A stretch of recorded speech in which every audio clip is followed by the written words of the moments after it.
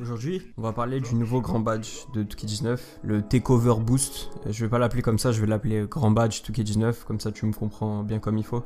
Ce truc, ça a l'air vraiment OP, je vais pas te mentir. Vu ce que Mike Wang nous dit sur Twitter, ça a l'air d'être vraiment très très fort. Genre, plus fort, je pense, que le grand badge de 2K17. Après, Mike Wang nous dit que ce grand badge sera équilibré. Bon, après, j'espère que ce sera le cas, mais ça a l'air d'être très très fort. Donc je vais te donner toutes les infos qu'on a pour l'instant en ce qui concerne le grand badge de 2K19. Premièrement, on va parler de comment le boost fonctionne. Donc, lorsque tu es un archétype pur, disons tu es un rebondeur pur, d'accord? Tu es un rebondeur pur, tu pourras débloquer ton boost avant la note de 94 lorsque tu actives ton badge takeover, c'est-à-dire que lorsque tu es chaud, tu as la petite flamme de 2K18, mais sur 2K19 tu activeras ton grand badge à la place. Lorsque tu es chaud, tu auras ton badge qui durera assez longtemps, lorsque tu es impur.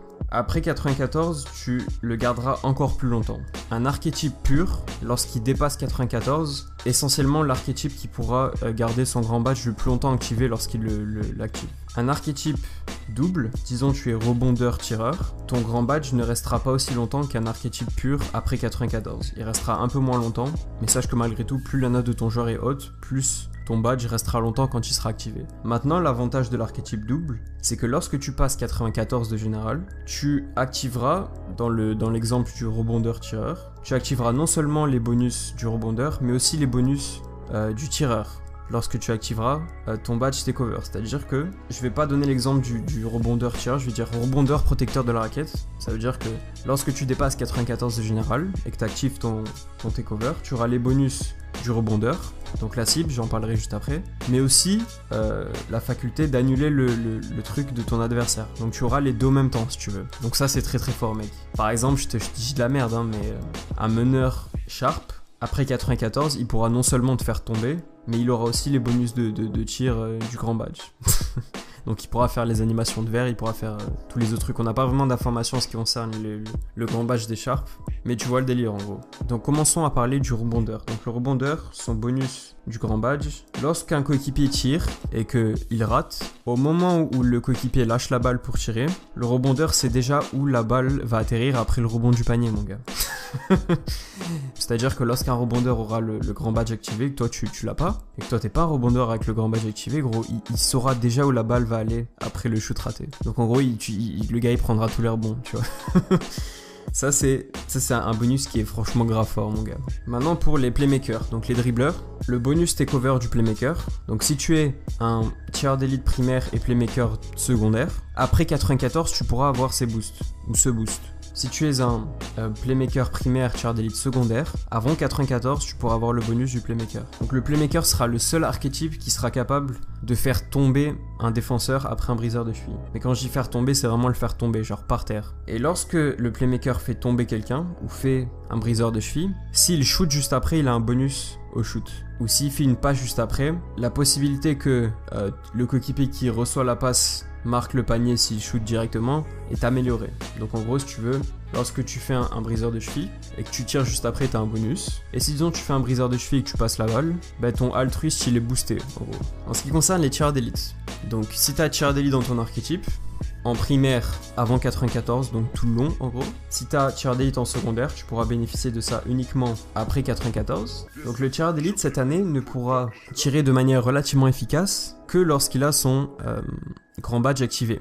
Donc ça c'est quelque chose que j'avais parlé dans ma vidéo les 5 problèmes de 2K18. Je suis content qu'ils aient fait ça, parce que ce que ça veut dire c'est que lorsque tu n'auras pas ton grand badge, portée infinie sera pas aussi fort qu'avant. Tu ne pourras pas faire des verres, mes couilles, 3 mètres derrière la ligne si t'as pas ton grand badge activé. Pour bénéficier du portée infini de 2K17 et de 2K18, tu seras obligé d'avoir ton boost takeover activé. Donc ça perso je suis content de ce changement. En ce qui concerne les défenseurs béton et les protecteurs de la raquette, lorsqu'il défend, le défenseur béton il a carrément le pouvoir d'annuler le grand badge de la personne sur qui il défend. Les protecteurs de la raquette auront exactement le même boost. En plus de ça, lorsqu'ils te contrent, ils peuvent carrément attraper la balle. Donc tu te rappelles des contres de 2K16, lorsque quelqu'un carrément quand il te contre, il spite bash, genre il attrape la balle en l'air carrément. Un protecteur de la raquette avec le grand badge activé pourra faire ça sur 2K19. Donc pour bénéficier de ce badge, tu n'as absolument pas besoin de le grind en carrière comme sur 2K17. Tu l'as directement lorsque tu crées ton joueur. D'accord? Seulement plus ta note sera haute, plus le badge durera longtemps lorsque tu l'actives. Lorsque tu actives ton grand badge et que tu as 60 de général, le truc il va durer une possession. Lorsque tu auras ton grand badge aussi sur 2K19, non seulement tu bénéficieras des boosts dont j'ai parlé, mais tu auras aussi directement des bonus en attributs. Donc lorsque tu es en feu, tu auras plus 10 à tes attributs primaires et plus 6 ou plus 5 à tes attributs secondaires. Si tu es un meneur-tireur, tu auras plus 10 en tout ce qui est contrôle de balle, vitesse avec la balle, tout ça. Et tu auras également plus 5 en shoot à 3 points, par exemple. Shoot à mi-distance aussi. Il y a aussi quelques animations qui ont été ajoutées. Par exemple, cette année, il n'y a que les tireurs d'élite en mode takeover. Donc tireurs d'élite primaire, tous les générales, ou tireurs d'élite secondaire après 94 qui pourront faire l'animation, c'est des verres en gros, lorsque tu fais un verre et que ton joueur il est en mode, il se tourne et tout. Il y a que les tireurs d'élite qui peuvent faire ça cette année. Les défenseurs béton aussi, il me semble que lorsqu'ils te prennent sur le porteur et qu'ils ont le badge activé, ils peuvent carrément genre taper sur le sol, te dire viens là et tout. Donc ça c'est cool. Donc voilà, c'est tout ce que j'ai pour l'instant en ce qui concerne le badge, le grand badge de 2K19. Dis-moi ce que tu penses de tout ça dans les commentaires.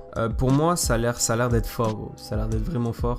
Surtout le truc des rebondeurs, gros. Le truc des rebondeurs, ça a l'air d'être un truc de malade, mon gars. Je pense que les pivots cette année, quand ils auront le badge activé, ça va être ça va être une dinguerie, mon gars. Ils vont être inarrêtables carrément. Il me semble que carrément aussi, genre le rebondeur, lorsqu'il a son badge activé, qu'il prend un rebond offensif, il prend le rebond offensif, genre il donne un coup de coude, tu vois, juste après le rebond offensif. Donc en gros, il prend le rebond offensif, il dégage l'autre, après tu peux dunker facilement. Like, c'est ça qu'il fait, bah toi c'est nouveau, et je te dis à la prochaine.